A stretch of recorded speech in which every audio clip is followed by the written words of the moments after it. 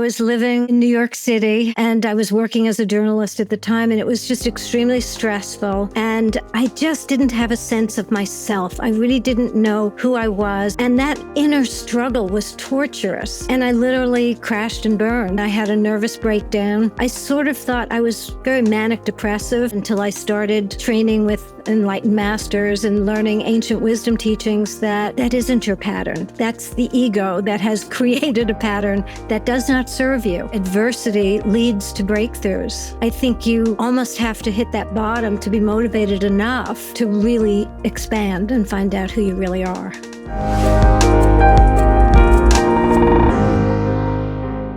So welcome to another episode of the Create Your Next Breakthrough podcast. I'm your host, Edmund Lee, and today we're exploring something fascinating. We're exploring how ancient wisdom and modern science can come together to create powerful transformations. Our guest today is Peggy Sealfon, and her story starts with a mental breakdown in her 20s that led her on an incredible journey from New York Times journalist to becoming an internationally recognized personal development coach.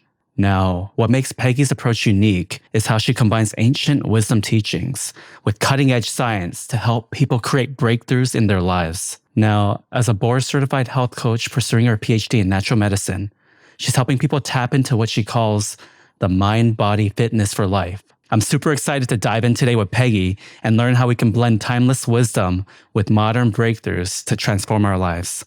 Please, everybody, welcome Peggy to the show. Thank you so much, Edmund. I really appreciate that introduction, and I can't wait to get started with you. This is very exciting to be able to share this. Oh, we're excited to have you here today, Peggy. As we get started, this is a question that I like to ask everybody who comes onto my show, Peggy. And so before you became the person that you are today, Peggy, just combining all this ancient wisdom with the modern science to be able to help people transform their lives, what was life like for you before all this? It was a struggle. I was living in New York City and in Greenwich Village, and I was working as a journalist at the time, and it was just extremely stressful. And I just didn't have a sense of myself. I really didn't know who I was. I was kind of living up to the shoulds of who my parents, teachers thought I should be. And I couldn't find myself. And that inner struggle was torturous. And as a result, I was just doing too much, trying too many different things. And I literally crashed and burned. I mean, I had a nervous breakdown, and it really led me to a lot of inner searching, which is really tough to do by yourself because you can't. And so that's really what set me on my path, because either I was going to die, literally, or I needed to find a better way to survive life's challenges and to stop suffering. I sort of thought I was very manic depressive, and I thought, well, that's just my pattern, so I have to live with that.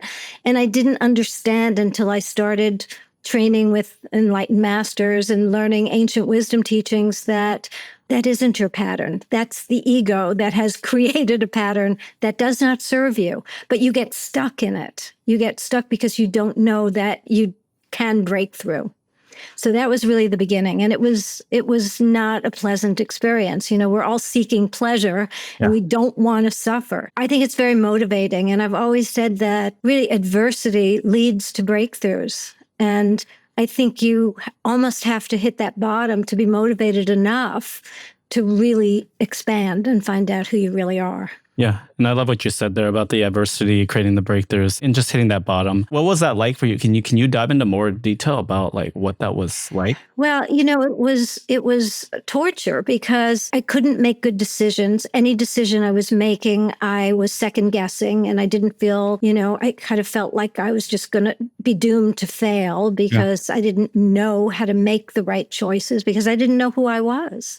I was trying to, again, live up to who I thought I was supposed to be, you know? And so it was very painful. And I used to actually commute on a motorcycle around New York City.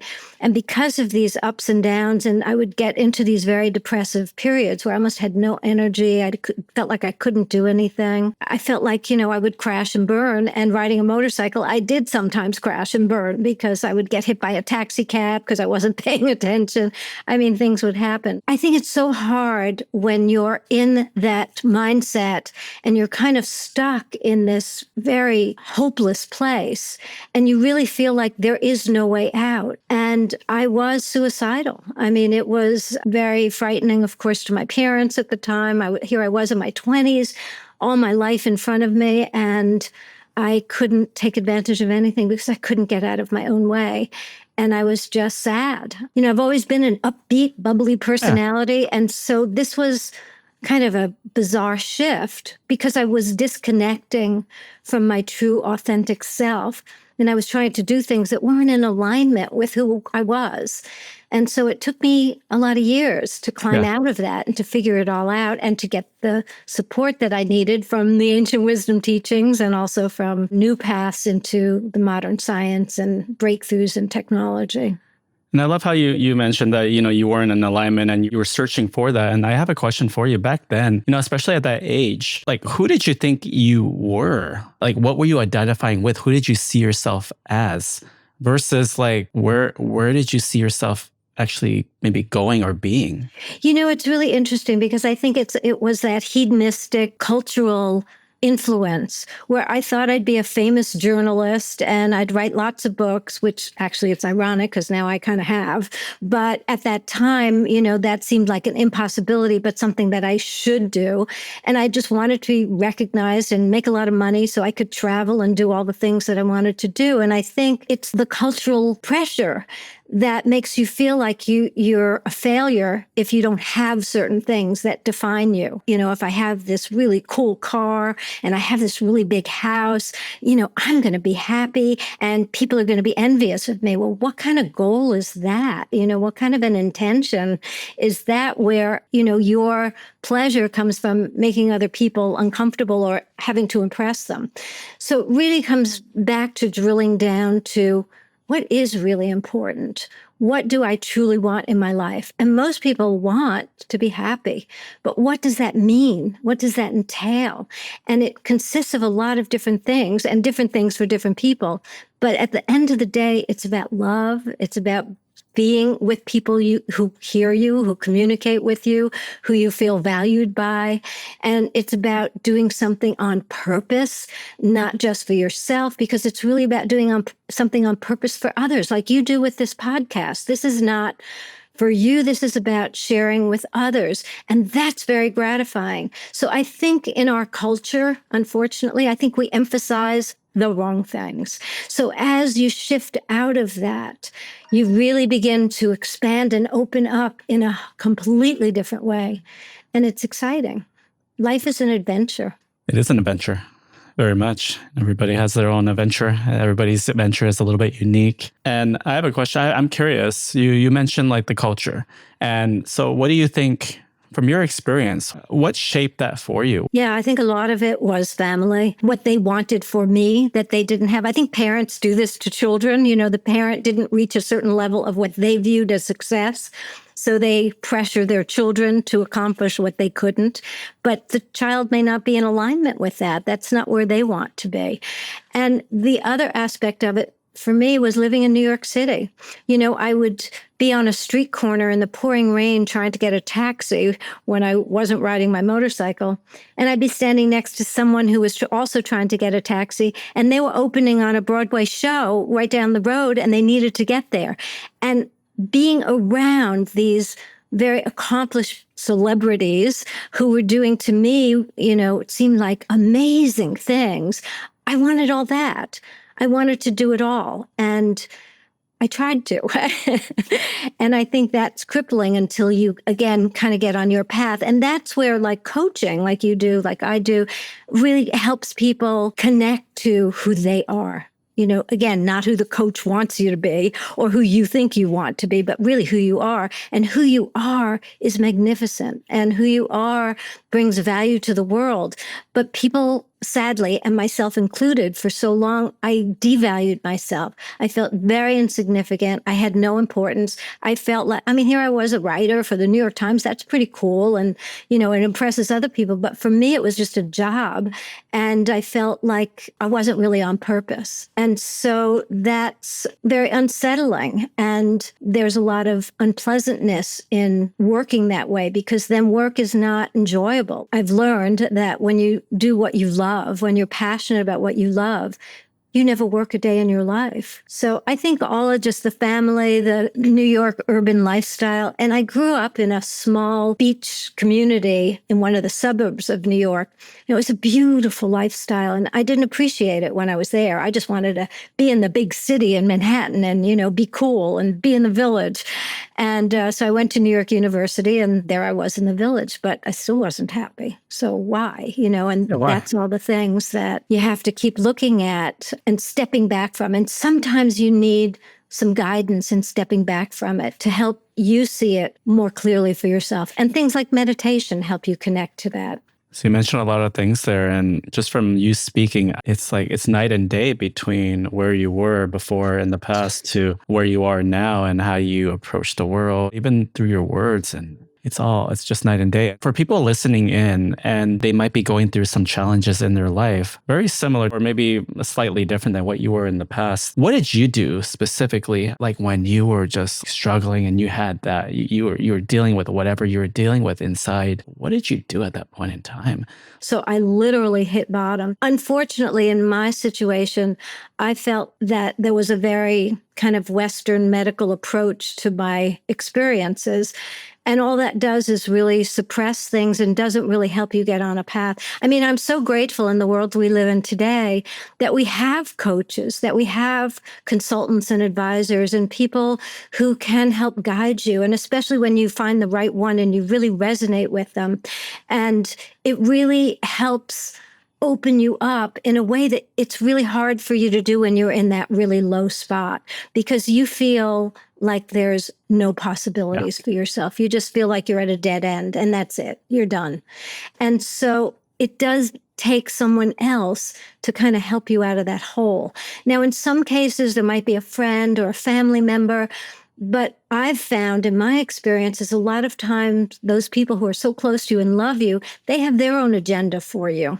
And the way they try to help you isn't really helping you. And again, when you're in such a low state, it is so hard to make the right choices for yourself. And what I've learned through all my trainings and all the years of experimenting with so many different things is that, you know, you truly are in control of manifesting your own world. If I could give one piece of advice, it's really to start tuning in to the thoughts, to the self-talk, the things you're telling yourself. Oh, I'm hopeless. I'm no good. I'll never amount to anything. I deserve to be in the bottom. I'm just going to stay here and nobody cares about me.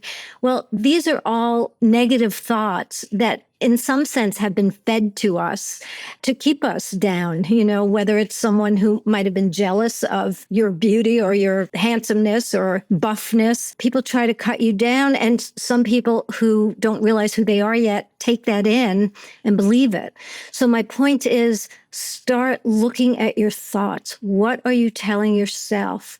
And start changing it. Just shift it. Instead of, I'm no good, I'm good. And even though you might not believe it in that moment, it's kind of cognitive behavioral therapy. If you keep repeating it, guess what? You suddenly feel good because you're saying it, and your cells, your energy, everything is responding to what you're saying. And you can then shift and manifest what you want. So it's getting clear about what you want, but it's most importantly looking at those negative thoughts. Yeah, and I love that stance right there, is just be able to repeat those things to yourself and then to be able to shift. Well, I'll tell you a quick story. I mean, this wasn't back then. This was a little more recent, but I play competitive tennis. This was actually about 10 years ago. And I was playing singles on a tennis team. And I really had been playing more doubles. So I wasn't really feeling confident about playing singles. And it was a night team. And I really don't like playing at night. And it was on red clay, which makes the balls really dirty and harder to see. And I was playing against a woman who was 20 years younger than me, and she was left-handed, and I felt like she was making terrible line calls. And so here I am playing and telling myself, I hate playing at night. Why did I agree to do this? I can't do this. I can't possibly succeed at this because I can't even see the ball. And she's making these horrible line calls. I hate this. Why did I agree to? And all of a sudden I caught myself and I realized, what am I telling myself? And I was losing really badly. I was defeating myself with my self-talk. So when I realized what I was telling myself, I shifted. And I just started repeating to myself again and again, I am a person of great value. I am an expression of the divine. And it was amazing transition right then and there. I started feeling more puffed up. My shoulders went back. I felt more energy. And suddenly I'm really playing out of my socks. Everything's coming together. 2.5 hours we had this match. And this was after a long day of work. And I won. I walked off that court victorious. Why? Because I stopped that negative thought process and I changed it, and it changed my body. It changed what I manifested. It changed my abilities, my muscles, everything. And I think some people don't quite understand energy healing, how we really are energy. And words are energy. So when you say these negative words, they deplete your whole body, your muscles, your circulation, your brain. Everything is affected. How would a person even know if, their thoughts are even positive or not? I mean, okay, obviously, like they can listen to the words like, okay, this is good and not. Make a journal, start writing down what you're thinking and see it. Oh my gosh, am I really telling myself that? And that's when you can really begin to shift it. But, the other thing is, just so there's an understanding, we are wired for survival. And those negativity that we really see, always scanning for that because that's our survival. And so we're always looking for the danger. But we've now, in this life frame that we're living in, we've raised those negative thoughts to a habit and we get addicted to them. And they're so depleting for us. So if you start writing them down, keep a journal, just start noticing what you're saying to yourself. Even, in traffic, oh my God, I'm so stupid. Why did I leave so late? I'm going to be late for my job. What? Instead, oh my gosh, I've left late. Let me expand time. I'm going to arrive on time and everything's going to be fine. It's all good. And when you do that, I've actually had experiences where I was late meeting a client. I literally said a prayer in my car that give me 10 more minutes. Please expand time for me so I can have 10 more minutes. And it was shocking because right then the phone rang and my client said, listen, I'm really sorry, but I'm running 10 minutes late. Bam. Damn. You manifest it. And that's what's so exciting. You have the power. You just have to figure out how to tap into it. And we're all in this together. So the more we really collaborate, share ideas, share techniques, and just help one another see their truth, the more we all benefit because we're creating a better world. And that's why I love your podcast, because that's what you're doing. We are here. Yeah. 100%. And that's why I love having guests like you on this show. It's like we can just find ways to continue to, share our experiences, share information, to be able to help other people, to be able to uplift people, to be able to uplift the planet. The other thing I'll just sidestep and encourage, because some of the things that really helped me a lot at the beginning, but I didn't realize it was helping me, were things like yoga. I would go to yoga classes and I didn't know why I felt better, but it would always kind of help me feel better. And again, going back to energy and creating that mind-body connection, that's when you enter into your wholeness and you feel complete and you feel balanced, and it's healthy, obviously, as well, because you're moving that energy in a very positive way through your body. And so things like yoga, meditation, and mindfulness are great practices to learn about. Take a class. You can do it online. Buy a book. Read about it. Learn some techniques. And that can really be one of the first steps after you realize all those negative thoughts in changing that, in really being able to empower yourself in a way that's very productive. And so for you, Peggy, you mentioned yoga at the very beginning when you were starting to incorporate that on your journey. What was that experience like for you? Back when I first recovered from my mental breakdown, I went to a place in New York City called the Integral Yoga Institute, and very famous yogi there. And I found it difficult and yet harmonizing. So I would leave there feeling calm. And I was a AAA personality. So for me, calm was not a norm.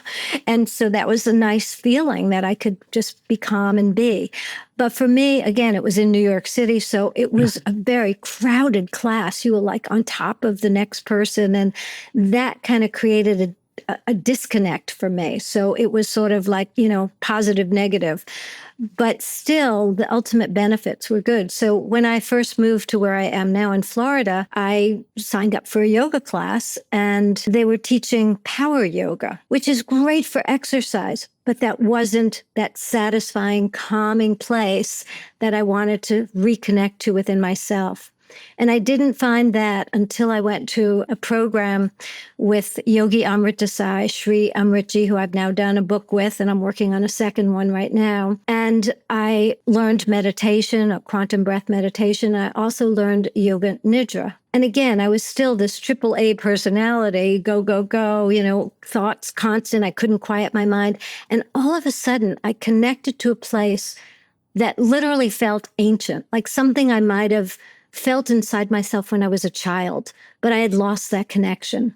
And this reconnected me to it. And it was such an intoxicating feeling. But that was just a 2-day event. And then I went back into my life and I was back to that AAA personality and everything I learned was gone. Because what I've subsequently learned, it's a practice. When you have a New Year's resolution, hey, I'm going to get fit, I'm joining the gym. You can't just go to the gym once and go, okay, good, I'm fit, right? It has to be a practice.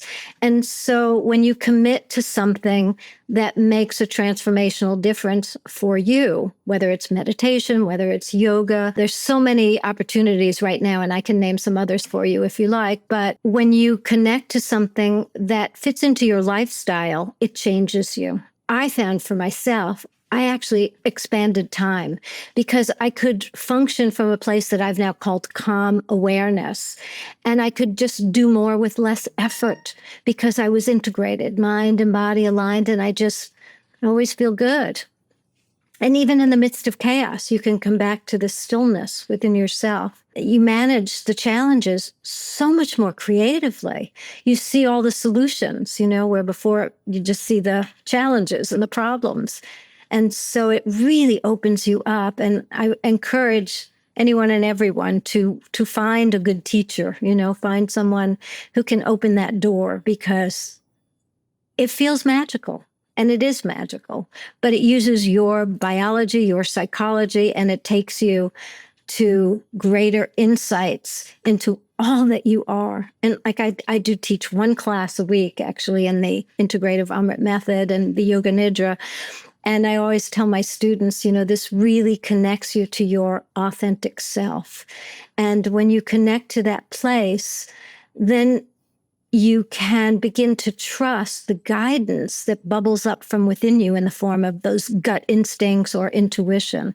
But you have to practice it. You have to be able to reconnect to it. And when I teach, even though I know I'm talking and teaching, I'm in that state of calm awareness. And it's just a beautiful place to function from. And when you function in life from there, again, you are much more empowered to be able to give so much more. And the other thing I tell students, which I totally believe, is that right now within you is your divine perfection. But you've layered it with a lot of stuff on top, so you're not connecting to it. So again, when you drop into that stillness, beneath the mind, beneath the ego, and you find that place, you start to really get on your purpose, your path, and it makes a huge difference in your life. You shared a lot there, and it's key. That's key. Even I see that even in my own life, the importance of being able to connect like that and just tune in.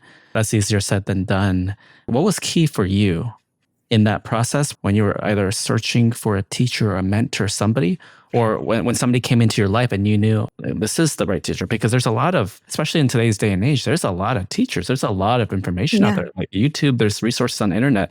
Like, how does a person know which one is right for them? That was very personal. And I will tell you, when I first met Gurudev, as we call him, I was resistant.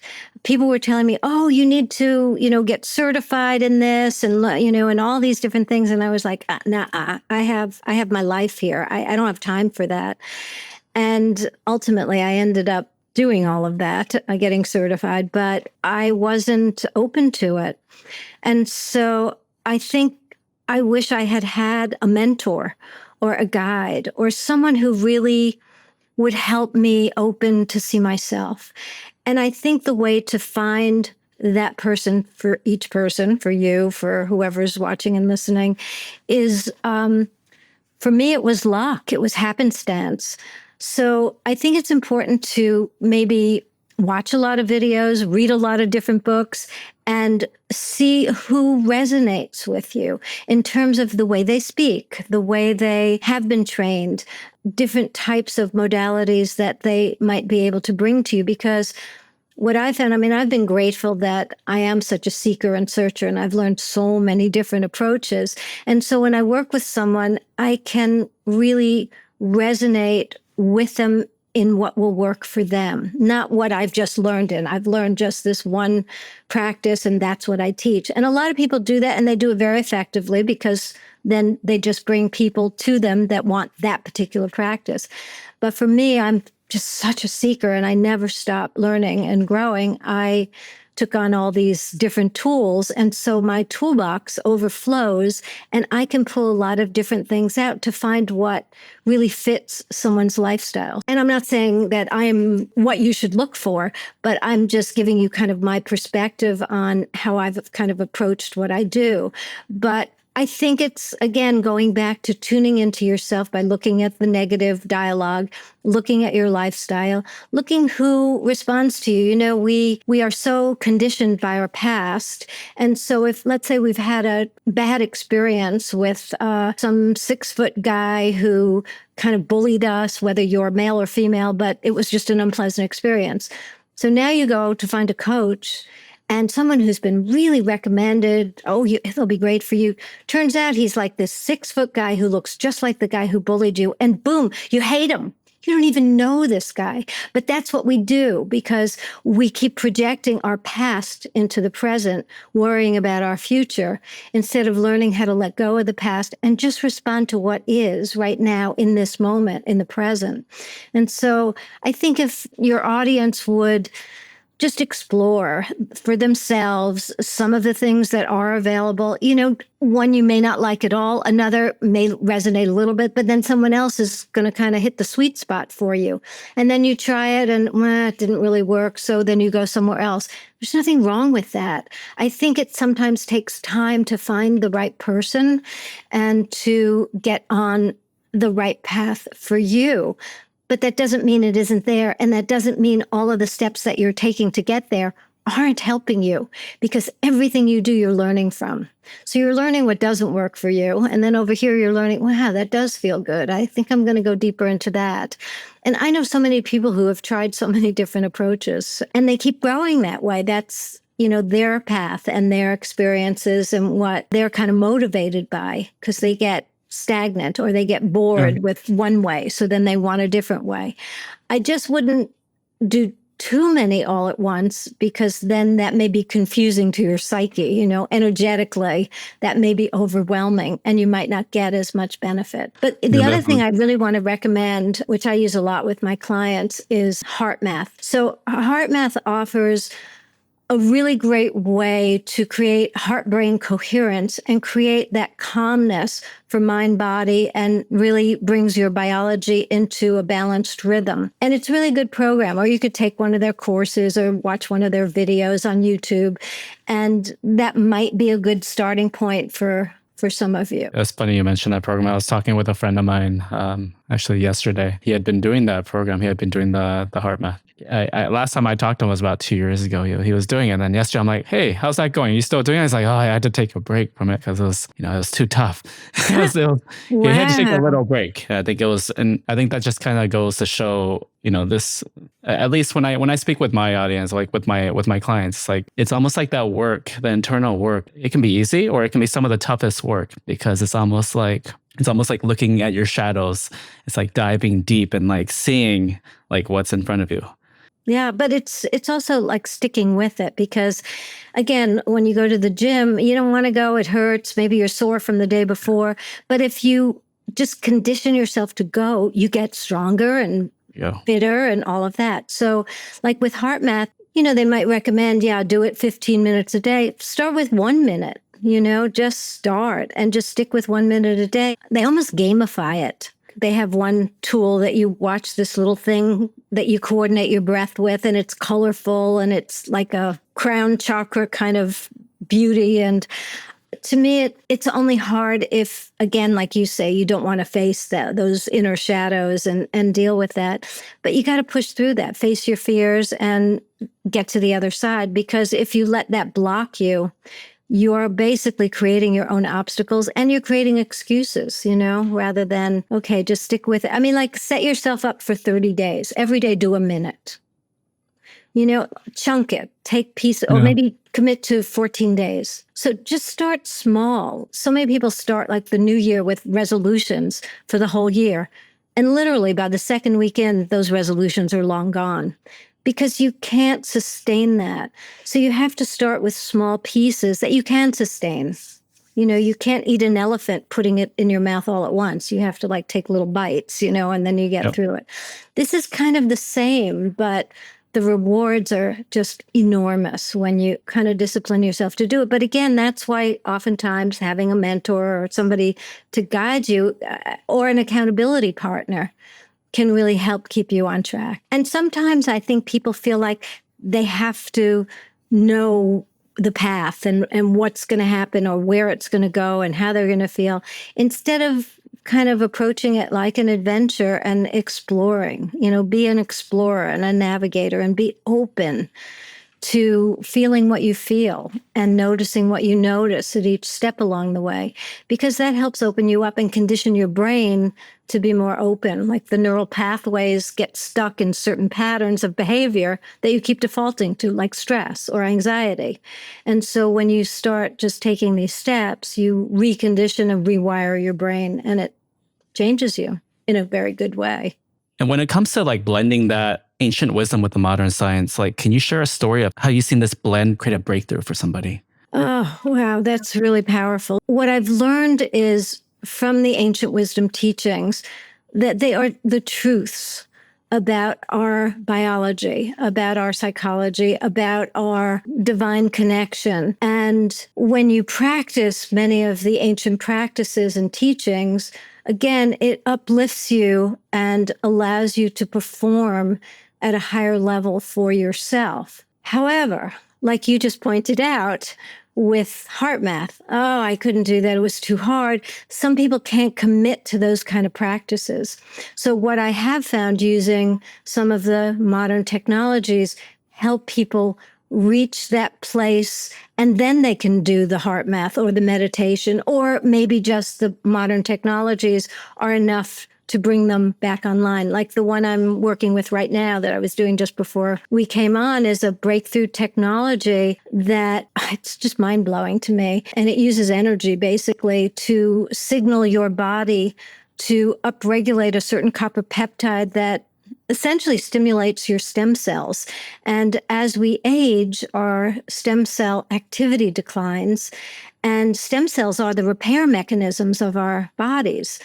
And so for some people, like I work with a lot of people with, well, not a lot, but with enough people with post-traumatic stress disorder. And I found that this technology was an incredible influence to shift them more quickly. It was a very fast result. Now, not everyone gets fast results, but what I loved about it is it upregulates the body to function more optimally so that you improve performance, you improve sleep, you improve healing, you improve just about everything that you would want in your life. So when that all improves, guess what? You feel better, and as you feel better, your whole outlook and mindset changes. So those negative thoughts start diminishing because you're feeling better and you're doing more. And in fact, one of the reasons I started my doctorate a couple of years ago was because of this technology. My mind focus, my ability to remember, my capacity expanded to such a point that I thought, I've always wanted to do this, but I just never felt up to it. And because of this technology, I'm not an A student, but I'm a B student, and I'm loving doing it. And it's bringing all these technologies together, and it's also integrating some of the ancient approaches. So I'm seeing that as an opportunity in natural medicine. And look, my bottom line is, we have to change the way medicine in our world functions right now, because it is driven by influences that are not beneficial for our well-being. And it just is really about sick care instead of really health care, and really working on health spans and creating the right elements for our lives so that we can be the best we can possibly be. So that's kind of one, in a nutshell, example of, past and technology that, to me, this was something that came out, started in 2000, but this main one that really activates and upregulates genes to a younger, healthier state came out in 2019. And it is just taking off because people all over the world cannot believe what it is doing to improve their lives. And it's changing symptoms and conditions that people have been suffering for years, and all of a sudden they're not suffering anymore. We had one guy, actually, a veteran, who had been in pain for 50 years. And in one day he was out of pain and he cried. To see this grown man cry, it just, it stabs your heart. One day, what was he dealing with? It was injuries he served in the Army. It was from the Vietnam War, and he came back injured, and he was in agony, and he was married, and, his wife sort of was his caregiver all these years. And suddenly, she cried because she said, "Oh my gosh, I have my husband back." It's, it sounds impossible. As I say it, it just sounds so unreal, but I'm seeing these kinds of outcomes again and again and again and again. So, it's not fiction, it's real. And we have it in our lifetime. I just never thought we'd have something this powerful. So it's very exciting to me, and just taking me on a slightly different shift and a different trajectory, because I love sharing it.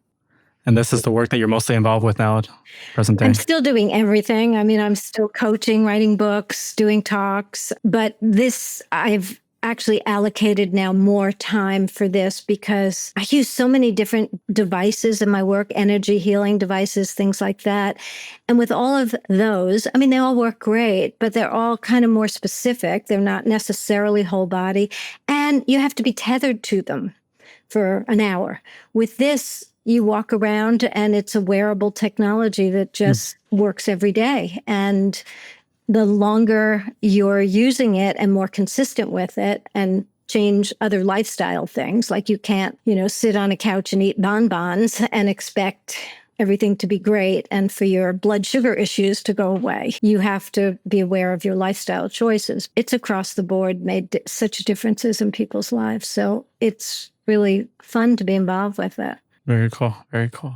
And what projects are you working on? You mentioned this. Are there any other upcoming projects that you're working on? Well, I'm working on another book with Gurudev, with the Yogi Master, that is halfway done. I'm hoping maybe next year it'll be out, because it's a process. But he's amazing to work with. He is 92 years old and does not miss a beat. He's just remarkable. And I think a lot of that, again, is his practice, and actually I have him on the technology. So great. Yeah, he's doing amazing. And so what can a person expect to learn or to receive from that project that you're working on? really the deep understanding. I mean, he goes deep. Nobody's explained the ancient teachings the way he does and the depth that he explores, but he does it in such an applicatable way. It's not just philosophy. It's not just reading concepts. It's really seeing how to apply it in your life. And we did another book together called Embodying the Power of the Zero Stress Zone. And that has some of the techniques, but this one is a deeper dive. And it's so profound. And I can't wait for others to have access to it. And when you're dealing with like ancient wisdom and information like that, it's written at a certain level of consciousness for the individual. And so for yours, what level of consciousness are you direct? Because not everybody will be able to receive that information. You can receive at whatever level you're at. And that's one of the things that's amazing about this enlightened master, because he does, energetic communion. And so you receive on a different level, whether you're consciously developed or not, whether you've moved into those other levels or not, you still get benefit. It still communicates wherever you are, and it starts shifting you. And even the classes that he teaches and the programs that he does, and even, my little class that I do, it shifts people. People come out of that going, oh my gosh, I've never experienced anything like that before. They're just in this altered state almost. So it's really available to anyone. It doesn't matter whether you've studied yoga, done meditation. None of that matters. What matters is just being open as you read it, and you will receive, because it is that energetic communion. He gives what's called Shaktipat. And it comes through his writings, it comes through his lectures, it's readily available. And that's one of the blessings that he gives through his teachings and through his disciples, is that communication, which not too many yogis really have that level. I mean, we were just talking about this a couple of days ago, because, there's different levels of consciousness that you talk about. And about 50% of the time, and he's been studied and tested, he functions at a gamma level, which is like out there. And yet he's very much of the world, in the world, and human, and, very interactive and very creative and entertaining. And so it's just really interesting to recognize how that level of communication transcends and really allows anyone at any point to connect to it. And it's sometimes one of those things that maybe you have to listen again or read again, but the more you let go of the stress and tension, the more you open to it, the more you change in a very positive way. Yeah, spoken from a true seeker. Seekers are just, for those who are listening, what's a seeker? A seeker is just the ones who keep going and going and going, like That's searching it. for more and more and more information. And not being afraid to try things. Not everything's going to work. So what? So for our audience listening in, how can they learn more about you and the work that you're doing, in case they want to read up, or they want to listen in on you, or they want to be able to work with you in the future? Sure. So probably the easiest place to go is my website, mindbodyfitnessforlife.com. And if they're interested in this amazing breakthrough technology that I'm so excited about, they can go to liveyoungertoday.com. And then I do a Thursday Zoom, and it depends where you are in the country, but it's 4:30 Pacific time and 7:30 Eastern time. It's a half-hour Zoom that really explains more about the technology in just 30 minutes. And they can find that information on liveyoungertoday.com. Great. And then we'll include that all in the show notes with all the Awesome. links. So for the people listening in, you'll be able to find that information. Great. Fantastic. Thank you, Edmund. Yeah, that's You're welcome. wonderful. Yeah. So as we wrap up, Peggy, I like to be able to leave our audience with one final piece of wisdom or nugget for somebody who might be listening in right now, and they might be feeling overwhelmed, stuck at this point in their life, or maybe they're even like hiding and they're scared or they're confused. What would you say to them right now? What's one thing that you would be able to tell them, maybe like heart to heart, just that would be able to help them move from where they are, to be able to shift from where they are? I would just say that they are loved. The universe loves them.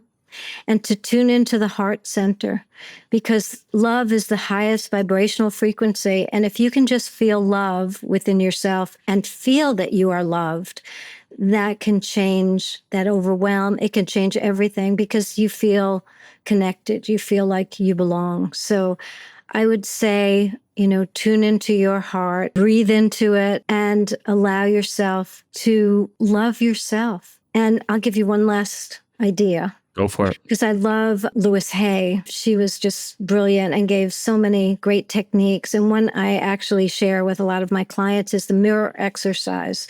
And it's so helpful, but you have to make a commitment for 30 days. Every day, you look in the mirror, look into your eyes, and tell yourself how you love yourself. I love myself because of my eyes. I love myself because I like to explore things. I love whatever it is, whatever reasons you love yourself, and just keep going every day. They can be different things you tell yourself, but just look deep into your eyes. And if you miss a day, start all over. You've got to do it consistently for 30 days, and that will shift you. And you will get out of that overwhelm. Because you're doing something positive for yourself, that you'll feel it, you'll know it. But 30 days. Got to do it for 30 days.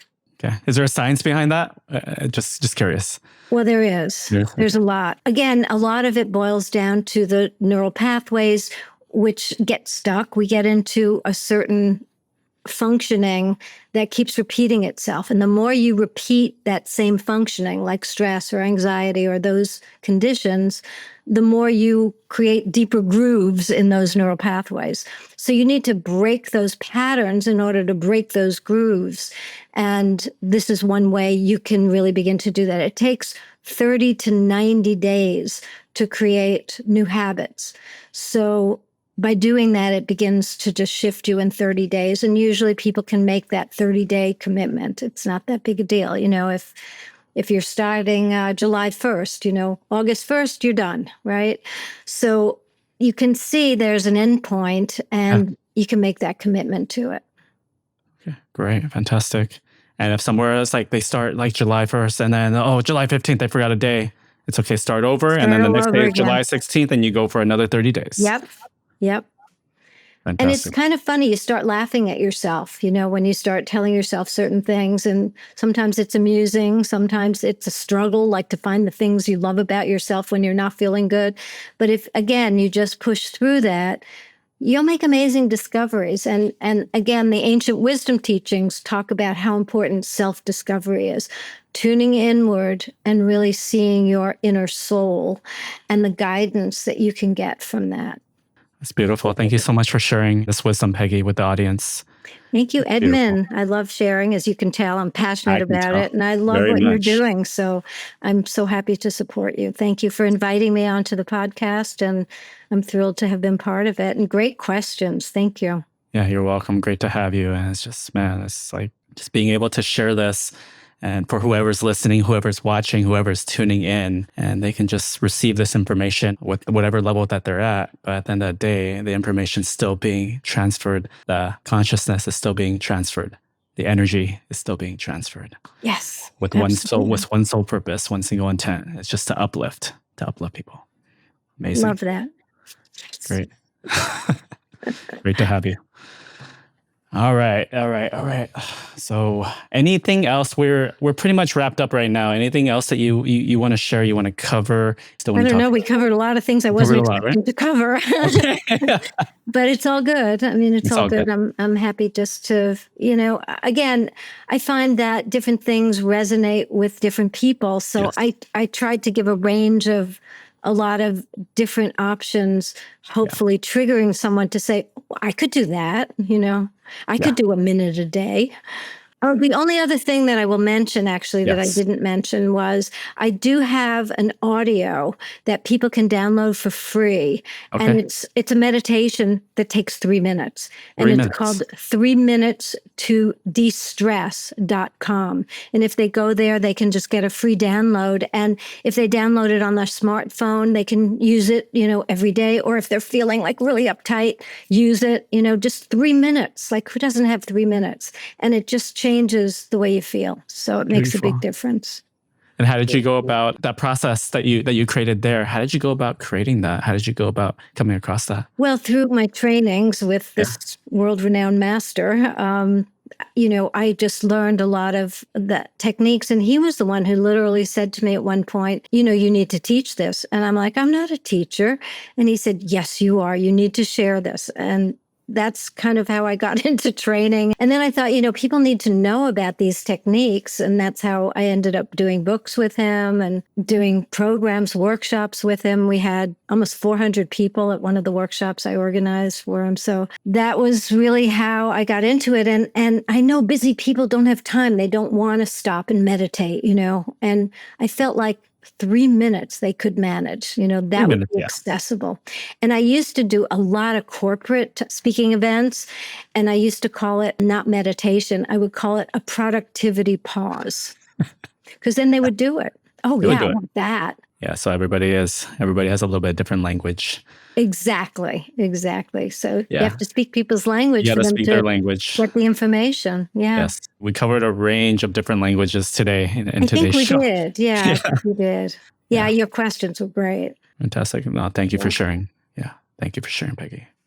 I really enjoyed being with you today.